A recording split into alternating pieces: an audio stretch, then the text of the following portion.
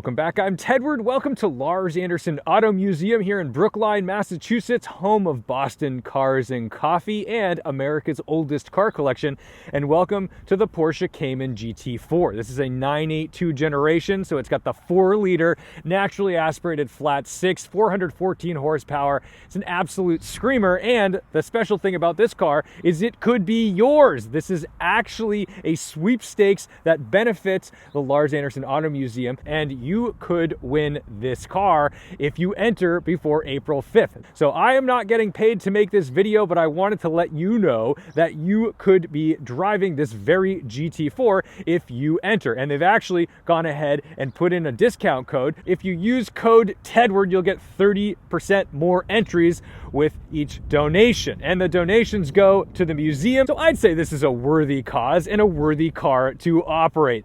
You'll notice this GT4 is in GT Silver. It's got the Fab Speed wing risers, which I kind of dig because the nice thing about these wing risers is actually it really creates better visibility from the cabin, and the black stripes add a little bit of excitement to the GT4. But the best thing about a GT4 is that Porsches have gotten so big. I do love a 911 and I love the behavior of a 911, but they're large, and a GT4 is just right. Mid-engine, 4-liter, naturally aspirated, flat 6, 414 horsepower. What more could you ask for? So let me show you around this car. First, I'm going to start it up because there's a little surprise when you start this vehicle.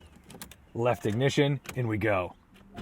Do you hear that?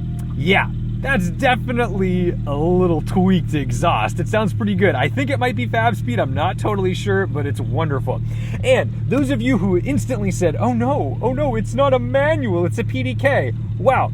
I want you to imagine that you've donated $25 to the Lars Anderson Auto Museum. You've scored some entries into this sweepstakes, and you've won yourself a Porsche GT4.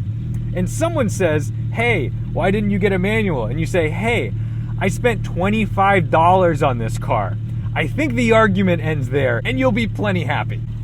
I love the way the GT4 takes all of the GT-ness from special cars. Like, remember, this type of little strap would have been something that you would have only found on, say, a 964 Carrera RS back in the day. They've carried this over into their GT cars in an effort to be a lightweight. You know, you've reduced the door handle weight, but really it's an homage to the old days. This one has the comfy seats, and the nice thing about the comfy seats in a GT4 is that a GT4 is actually a very daily drivable sports car. You can use this everywhere and anywhere. Unlike its more hardcore brother, the GT4 RS, where honestly, when you drive it through Boston roads, especially around here, you'll be wanting this suspension and these seats. But don't be fooled, just because these aren't the carbon buckets does not mean they're not supportive. And no one's gonna question how hardcore the car is because you're running it on Pilot Sport Cup 2s. This has 245 sections up front, 295s in the rear.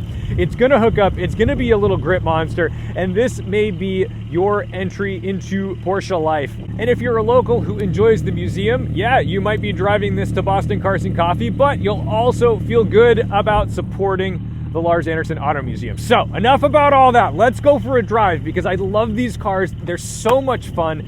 And now I really want to go exercise this exhaust because it is quite monstrous sounding. Listen to this rev. I don't know that I've ever heard a GT4 sound this good. Loving the red deviated stitching. We'll put it in drive, pull to release that parking brake. 2,800 miles. We're gonna stack a couple more on it right now. But yeah, this is basically a brand new car with the exhaust that you probably wanted on it anyway.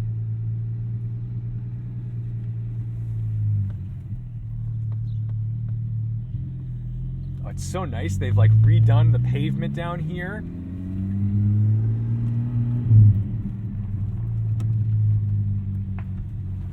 Always want to have good etiquette when we enter and exit the Lars Anderson Auto Museum.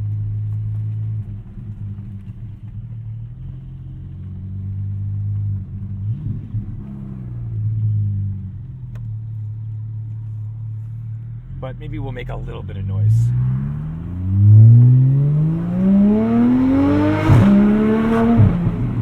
It's for a good cause.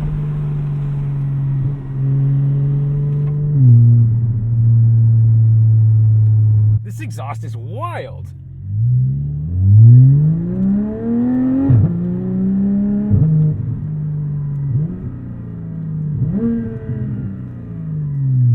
It's kind of insane that this sounds this good, because typically this 4-liter, ooh, auto start stop. That is absolutely unacceptable. We need to hit the button. Usually this 4-liter doesn't sound that incredible because it's not a GT derived engine. It's actually a 3-liter twin turbo Carrera engine that Porsche then removed the turbos, bore out, and do a bunch of other massaging to make suitable for this car. So unlike the GT4 RS, which uses the 9,000 RPM 4-liter from a GT3, this is a little different. But I was kind of unaware that you could open these up and make them sound this good. The previous generation's 3.8 liter, that was the car, that was the engine that I think sounded the best in these cars, but I actually have just been convinced that this can sound incredibly good.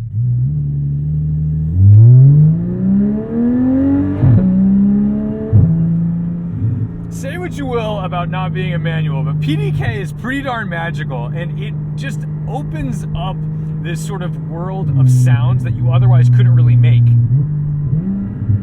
You can play it like an instrument.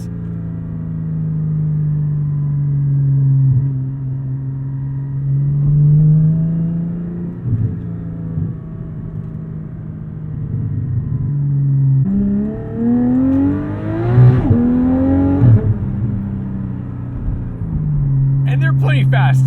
I think a lot of people make this mistake in thinking that, oh, if I don't get the GT4 RS, then I don't have the thing. Well, this is plenty of car. These are not slow. And honestly, the PDK really makes up for any slowness you may have experienced in your friend's manual when maybe they're not that fast at shifting. But good Lord, this thing is so ready to attract street and track. I have almost bought one of these so many times, but the prices always go up and up and up a little bit, and honestly, winning one would probably be the best way to go in my book. See, I'm already getting thumbs up from people. They like it. Let's calm it down a little bit. We'll drive through the Boston College campus, my old neighborhood, actually. But imagine you donate to the museum, you win a GT4, and you're bringing it to your college campus, and this is like your new car. This is just what you drive. I've never won anything that intense, and I just think these are fun, especially when they're not just cash grabs for people who are trying to raffle off their own car, when they actually go to a good cause or go to a thing that you'd like to see stay in the world, like the museum.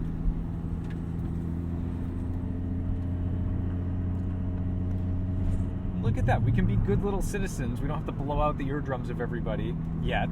We will, but over there.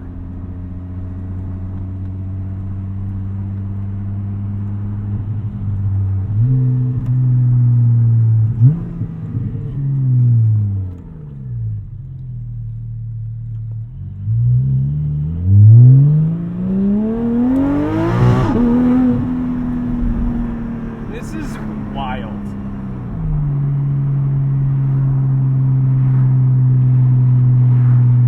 I genuinely didn't know this could sound this good.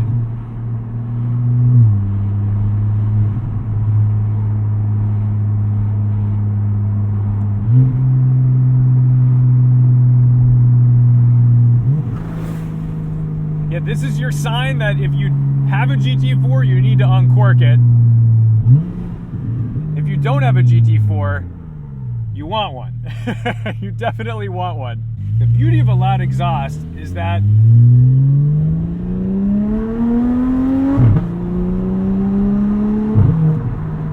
you actually don't have to speed to enjoy it.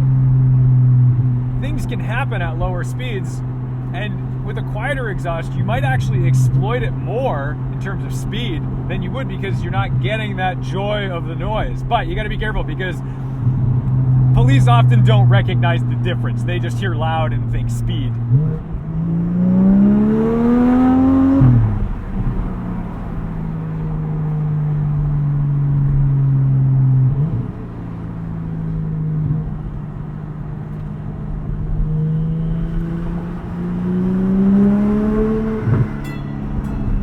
Reverberating off the green most Boston thing we can do.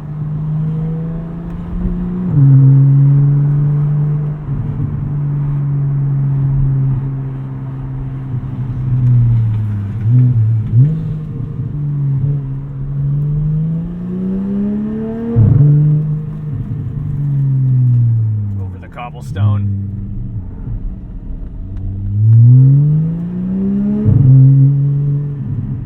Oh man, I just adore these cars. They just got a little bit out of my price range.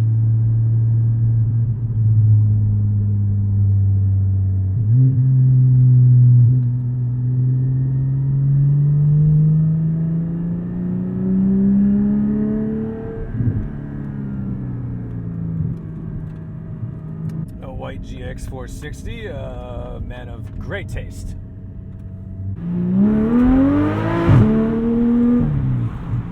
I can't wait for Boston Cars and Coffee to start back up. This little drive into this lot always makes me happy because this is my hometown car show, really. You know, this is the spot.